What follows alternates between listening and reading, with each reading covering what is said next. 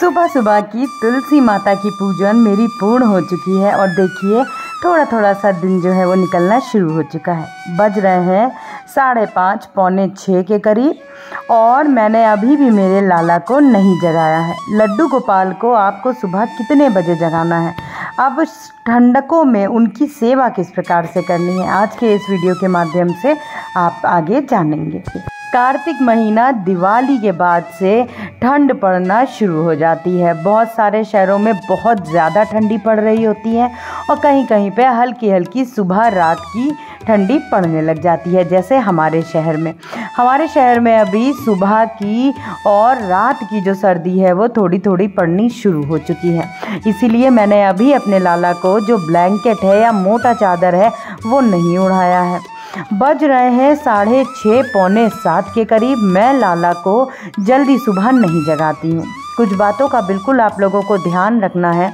बदलते मौसम में लड्डू गोपाल को सुबह जल्दी ना जगाएं, एक समय निर्धारित कर लें, उस समय पे जगाएं। लड्डू गोपाल को सुबह जगाने के बाद तुरंत ही स्नान भूल के भी मत कराइएगा। थोड़ी देर लाला को इस प्रकार से जागने के बाद में बैठे रहने दीजिए और अपने शहर के मौसम के हिसाब से उनकी जो सेवा है वो शुरू करिए। अगर ठंडी है तो आप उनको हल्का गुनगुना पानी पिला सकते हो। अगर आपको ऐसा लग रहा है कि ठंडी बहुत ज़्यादा है तो आप उनको सुबह बिल्कुल भी स्नान ना कराएं और लाला को सर्वप्रथम थोड़ा सा आचमन करके उनको भोग लगा दें दूध का, मेवे का, उसके बाद स्नान कराएं। यहाँ पे मैंने मेरे लालाओं को थोड़ा रुक करके स्नान करा दिया है क्योंकि हमारे शहर में अभी बहुत ज़्यादा ठंडी जो है वो नहीं पड़ी है। इस प्रकार से माधव का, बिहारी लाला का स्नान हो चुका है। सर्वप्रथम स्नान में मेरी लाडली जू का कराती हूँ। अब सर्दियों में आपको सर्वप्रथम किस चीज़ों का ध्यान रखना है, आपको लड्डू गोपाल को एक साथ में स्नान नहीं कराना है।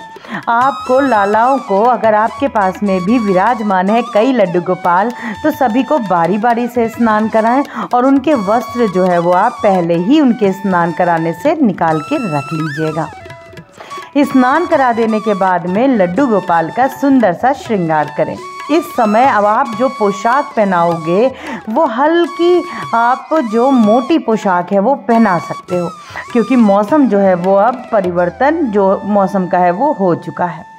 अब ऐसे में मैंने जैसे कि अभी आपको दिखाया कि मैं लालाओं को फ़ैन बिल्कुल बंद करके रखती हूँ, 1 नंबर पे फ़ैन चलाती हूँ और उनको मैं कॉटन की ही जो उनकी चादरें हैं वो उड़ा रही हूँ। लेकिन आप अपने मौसम के, शहर के मौसम के हिसाब से उनको स्नान भी कराएंगे। यदि ठंड ज़्यादा है तो गुनगुने पानी से रुक कर स्नान कराइए और उनको जो ब्लैंकेट है या गर्म चादर है वो उड़ाना शुरू कर दीजिएगा। इस प्रकार से सुंदर सा श्रृंगार मेरे लालाओं का सुबह हो चुका है, लाडली जू का। अब मैं सर्वप्रथम मेरे लाला को लगाऊंगी भोग। भोग में आपको बाल भोग में, यदि आप स्नान के पहले ही दूध पिला चुके हो तो आप लाला को मिष्ठान का, मेवे का, हलवे का भोग लगा सकते हो। नहीं तो सर्वप्रथम भोग जो बाल भोग लगता है वो दूध का भोग आपको ज़रूर लगाना होता है जी। सर्वप्रथम यहाँ पे मैं लड्डू गोपाल का सुंदर सा श्रृंगार कर दूंगी। श्रृंगार कर देने के बाद में उनके जो खेल खिलौने हैं, उनकी बंसी है, वो सब मैं इस प्रकार से सजा दूंगी। और लड्डू गोपाल के पास में आपको जो बंसी है उनकी और जो खेल खिलौने हैं वो ज़रूर रखने हैं और गौ माता को तो विराजमान ज़रूर करना ही करना है जी। इस प्रकार से सुंदर सा श्रृंगार हो चुका है और अब बज रहे हैं घड़ी में करीबन वही 7:30 बजे का समय है। ये सुबह मैं बहुत जल्दी कभी भी अपने लाला को नहीं जगाती हूँ, तो अब तो सर्दियाँ शुरू हो गई हैं तो कोई सवाल ही नहीं उठता है जी। यहाँ पे मेरे लाला का भोग आ चुका है। सर्वप्रथम बाल भोग में मिष्ठान का और दूध का लगाती हूँ जी। तो दूध का और मिष्ठान का भोग लगा देने के बाद में, बाल भोग के बाद में मैं अब करूँगी लड्डू गोपाल की आरती। आरती करने से पहले कुछ बहुत आवश्यक चीज़ें आपको ध्यान में रखनी है। वो है, यदि आपने लड्डू गोपाल को सुबह उठते ही भोग लगा दिया है तो देखिए उनकी आरती हमेशा स्नान कराने के बाद में ही होती है। बहुत सारे लोग क्या करते हैं, अन्य देवी देवताओं के साथ में लड्डू गोपाल की भी आरती कर देते हैं, उनको भोग लगा देते हैं, उसके बाद में उनका स्नान कराते हैं। तो ये गलती बिल्कुल भी ना करें।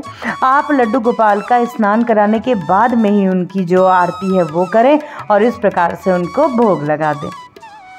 तो सुबह की बहुत ही सरल मेरी सेवा लड्डू गोपाल की पूर्ण होती है। उनका स्नान के बाद में इस प्रकार से देखिए मैंने उनको भोग लगा दिया है। अब मैं उनको आरती उनकी कर दूंगी और उसके बाद में जो भी लड्डू गोपाल के लिए नाश्ता बनाती हूँ मैं, उसका उनको भोग लगता है जी।